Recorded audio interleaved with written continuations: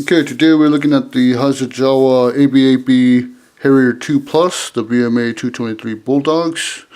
Okay, 148 scale. Alright, so we're going to go ahead and get right into it. Alright, here's your instruction book. Okay, one thing about the instruction book is it is really cluttered. There's a lot going on in this book, as you can see.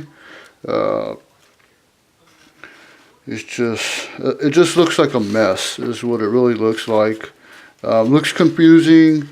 I have seen some better instruction books, but I'm sure I can get it together. But there it is. It's just a lot going on here, as you can see. Okay, and then here's the decals. Okay, you get two different type of decals here, so you can put on your aircraft. There's the decals for the cockpit area. I did go ahead and bought the photo etch for this kit here is the cockpit one. I didn't buy the outside photo etch. I just wanted to do the inside. So there's that. Okay. And then here's the canopy. One thing about the canopy is that it has a slight seam line going down the middle. I don't know if you can see that. Trying to zoom in. Oh, the camera will pick it up, but there is a really slight seam line going down the middle. Okay. So I had to buy some Tamiya polishing compound to kind of sand down the seam line and clean it up a little bit and make it clear. Some of this canopies here is kind of roughed up, so I want to do that also on another kit that I have. It has a really big seam line down the middle on the F16 on the Tamiya, so I had to definitely get the polishing kit. Look, it came with two canopies, but I'll go into that in another video. So this is this, and then here we have the another sprue. One thing about this kit is when it came is that all the sprues were packaged together in one bag. Nothing was separated. Usually when you get a kit, there's like 2 or 3 sprues to one bag, maybe even 1 sprue to a bag. This kit was just all thrown together. I already opened it and I went through it. So it was just together, and some of the parts of the kit are kind of scratched up on the fuselage and stuff like that. So I just, hopefully it's not going to show once I start priming it. I may have to do some sanding to kind of get it out of the way. Okay, so here we go here. All right. Detail on this kit is okay, not bad. Riveting holes are good. I don't know if you can see it, but there's some of the scratches that I'm trying to tell you about. Let me clear this up. There's scratches on here, right in here. It doesn't seem to be, yeah, you can feel it. When you go over it with your finger, you can feel it. That's going to have to be sanded down. I wish they would have taken the time to actually separate the sprue so that this didn't happen. That really makes me not want to buy another one of these Hasegawa kits. Okay. There's another sprue here with the wheels, some of the landing gear, the directional nozzles here. Okay. Parts of the pylon for the missiles. Okay. Another thing about this kit is that they give you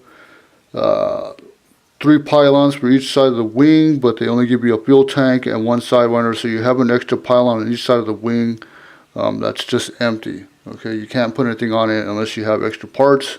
You can maybe fit something on there. Alright. Top of the aircraft here, little piece. Part of the inside. Okay, the vertical stabilizer, part of the pylon. Okay, got some nice riveting and recessed panel lines here on the pylon. See if you can see there.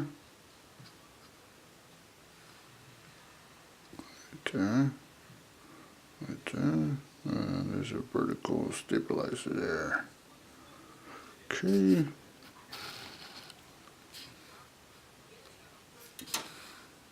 Right. Okay, here is the instrument panel here.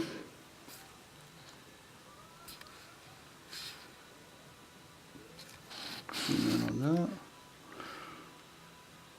If you're not going to do the by any photo etch, I would say that the cockpit area, the instrument panels are okay how they are. They got the little buttons and everything on there with the raised. It's raised in here. All right, so you'll be okay without the photo etch. I just decided to try the photo etch on this one and on another aircraft just to see how it came out. But you don't have to do it, especially that the kit comes with the decals, okay, for the inside, as you can see right there and right there. So you don't really need it, it's just optional. Alright, there's another sprue here, the ejection seat. These pieces go to the directional nozzles, okay. Some more parts of the landing gear. Alright. I'm hoping this kit fits together nicely. It should. These two parts here, one of the directional nozzles that came in the bag was just loose. These fit together nicely. Doesn't seem to be any issues with like a step or it just being off. See if I can get it on there. I can't get it, but it fits together nicely. This might be the wrong piece. There it goes. Okay, so not a whole lot of sanding there, just a quick glue, sorry about that.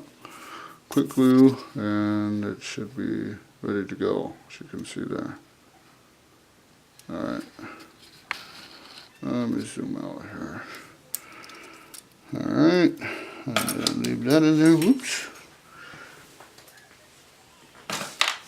One thing I don't like about this kit is there's three pieces for the front of the fuselage with the nose, and then right here around the cockpit area. So you got that piece, then the nose goes together, then you got the fuselage piece that goes together.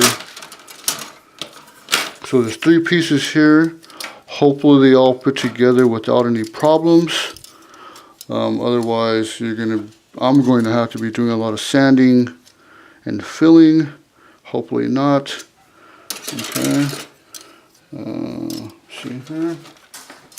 But here's the left side of the aircraft. There's the fan blades here, the intake right here, the cockpit, seating area here. Okay, and then the recessed panel lines are nice and crisp here. Okay, there's some more scratches on here. I don't know if the camera will pick it up, but there is. Alright, so that. And then another part here in the bottom of the aircraft. Alright, there's that. Trying to get everything in here so you can see it. Okay, and then here's the top of the aircraft, the wings here. Okay, and then the elevators or the horizontal stabilizers there. Okay. One thing about this kit is that the plastic seems kind of flimsy, kind of thin, kind of brittle, or just thin. Doesn't seem as sturdy as some of the other kits that I've built. Just really thin. So sanding may be a problem if this kit doesn't come together nicely, since the parts are thin already. You can't get away with too much sanding, or else it's just going to be paper and just break easily. See if we can get that so you can see. Right there, You see how thin that is. Alright, but that is the kit. So I will do a video or take some pictures as I build the kit, and then I will do a video of the aircraft once it's done. So I guess you can say that it'll be about a year until I actually build this kit. I'm not sure. I got some other kits, so hopefully not. We got like 2 or 3 other 5 other kits that I have, just one right after another, just stacked up in the garage.